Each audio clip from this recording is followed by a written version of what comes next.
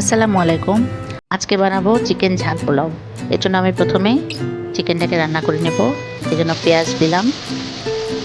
পেঁয়াজটা লাল লাল করে ভেজে নিয়ে এখানে গরম মশলা দিব। এরপর এর মাঝে চিকেনটা দিয়ে একটু ভাজবো কিছুক্ষণ। ভেজে নিয়ে এর মধ্যে একে একে মশলা দিব। আদা রসুন জিরা বাটা,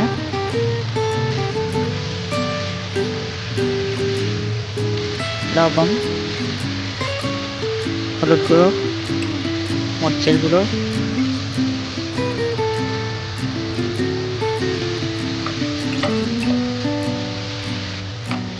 ভাজা ভাজা করে নিয়ে সামান্য পরিমাণ জল দিয়ে হালকা সেদ্ধ করে নেব।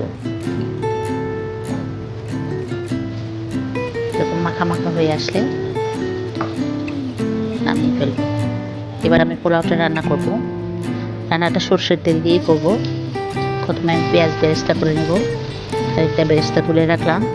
এর মাঝে শাহি জিরা, গোটা জিরা, গোলমরিচ আর শুকনো মরিচ ফোড়ন দিয়ে চাল দিয়ে ভেজে নেব। সামান্য পরিমাণ মশলা আমি দেবো, বেশি দেবো না, যেহেতু মুরগিতে আমি দিয়েছি। লবণ, হলুদ, সামান্য মরিচের গুঁড়া ভেজে নিয়ে মাঝে কাঁচামরিচ আর আস্ত রসুন দেব। পরে গরম পানি দেব পরিমাণ মতো, দিয়ে চাল ফোটানোর জন্য দেব। এর মাঝে পেঁয়াজ বেরেস্তা দেব। আমি এর মাঝে সামান্য মটরশুঁটি অ্যাড করেছি।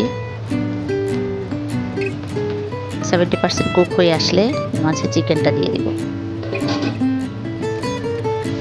চিকেন দিয়ে নাড়াচাড়া করব কিছুক্ষণ, নেড়ে আবার ঢাকা দিয়ে দেব।